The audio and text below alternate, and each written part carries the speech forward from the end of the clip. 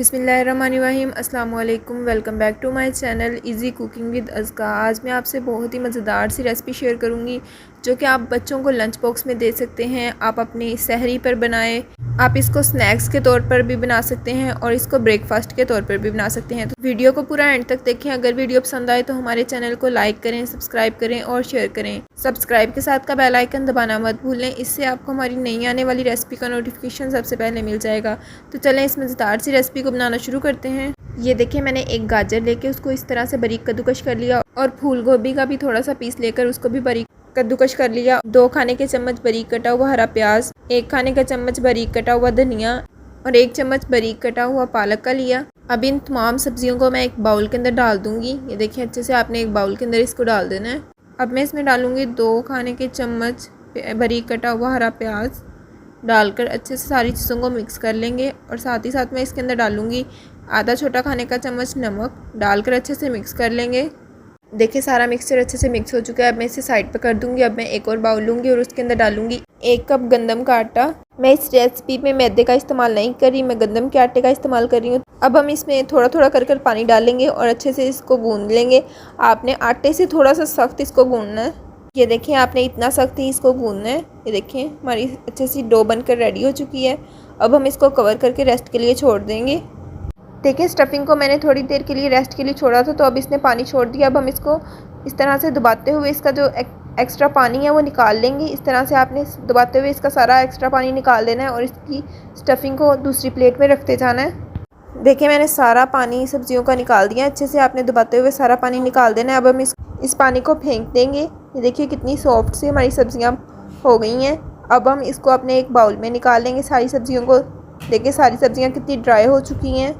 अब हम इसके अंदर कुछ स्पाइसेस ऐड करेंगे। सबसे पहले मैं डालूंगी आधा छोटा खाने का चम्मच सूखा धनिया और साथ ही साथ इसके अंदर डालेंगे आधा छोटा खाने का चम्मच लाल मिर्च पाउडर और आधा छोटा खाने का चम्मच डालेंगे गरम मसाला पाउडर। 1/4 छोटा खाने का चम्मच डालेंगे आमचूर पाउडर। अगर आपके पास नहीं हो तो आप इसकी जगह चाट मसाला पाउडर भी इस्तेमाल कर सकते हैं। अब मैं इसके अंदर डालूंगी 1/3 छोटा खाने का चम्मच नमक मैं थोड़ा ही डालूंगी क्योंकि हमने सब्जियों के अंदर भी नमक डाला था पहले। अब इसके अंदर डालूंगी हरी मिर्च का पेस्ट आधा छोटा खाने का चम्मच। अब इन सब्जियों को सारे मसालों के साथ अच्छे से मिक्स कर लेंगे। ये देखिए, हमारी स्टफिंग अच्छे से रेडी हो चुकी है। अब इसको करेंगे साइड पर और जो हमने डो तैयार की थी अब उसके अंदर डालेंगे 1 छोटा खाने का चम्मच कुकिंग ऑयल। डालकर अच्छे से इसको गूँधेंगे। ऑयल को अच्छे से इसके अंदर मिक्स कर लेंगे। इस तरह से आपने अच्छे से गूँध लेना है और अच्छे से ऑयल को इसके अंदर मिक्स कर लेना है। देखिए, ऑयल अच्छे से मिक्स हो चुका है। अब मैं इसको 4 हिस्सों में डिवाइड कर दूँगी और इसके 4 पेड़े बनाकर रेडी कर लूँगी। इस तरह से आपने 4 पेड़े बना लेने हैं। अब एक पेड़ा लेंगे और बाकी पेड़ों को साइड पर कर देंगे। अच्छे से पेड़े के दोनों साइड्स पर सूखा आटा लगा देंगे और अच्छे से इसकी बारीक सी रोटी बेलकर तैयार कर लेंगे। आपने बारीक सी रोटी बेलनी है। ये देखिए, आपने इस तरह से इतनी ही बारीक रोटी बेलकर रेडी कर लेनी है। अब हम इसको करेंगे साइड पर। अब एक और पेड़ा लेंगे, उसके ऊपर फिर से सूखा आटा दोनों साइड्स पर लगा लेंगे और इसी तरह उसकी भी एक बारीक सी रोटी बनाकर रेडी कर लेंगे। ये देखिए, हमने इतनी बारीक रोटी बनाकर रेडी कर ली है। अब हम इसके ऊपर स्टफिंग लगाएंगे जो हमने रेडी करके रखी थी। इस तरह से आपने अच्छे से स्टफिंग को फैला देना है। हाथों की मदद से अच्छे से सारी स्टफिंग को फैला देना है ताकि सारी साइड्स पर अच्छे से स्टफिंग लग जाए।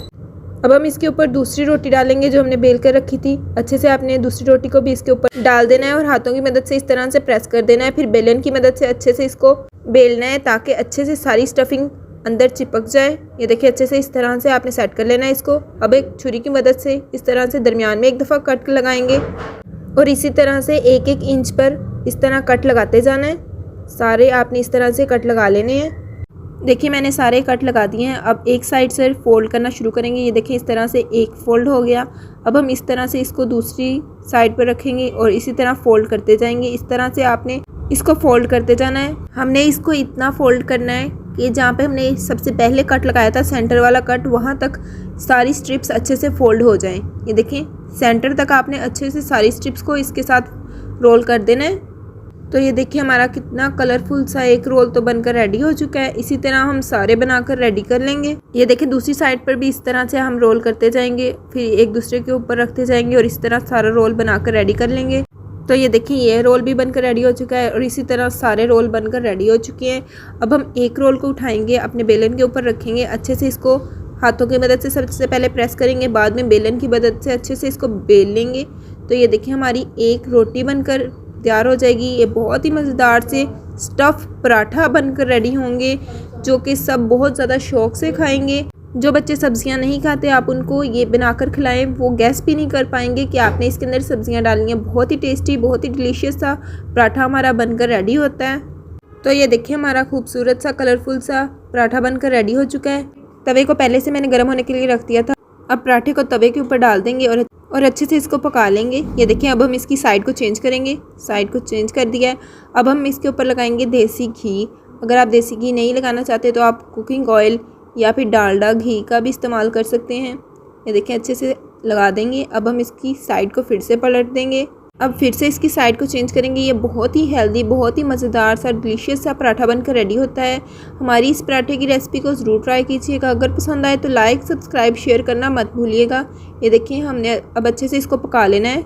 पराठा हमारा बनकर रेडी हो चुका है। अब मैं इसको अपनी प्लेट के अंदर निकाल लूँगी और इसी तरह दूसरा पराठा भी बनाकर रेडी कर लूँगी। दूसरा पराठा मैं तवे के ऊपर डालूँगी और अच्छे से पका लेंगे इसको भी।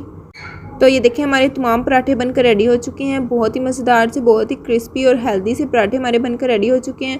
उम्मीद करती हूँ कि आपको हमारी आज की रेसिपी बहुत ज़्यादा पसंद आई होगी। अगर पसंद आए तो हमारे चैनल को लाइक करें, सब्सक्राइब करें और शेयर करें। सब्सक्राइब के साथ का बेल आइकन दबाना मत भूलें।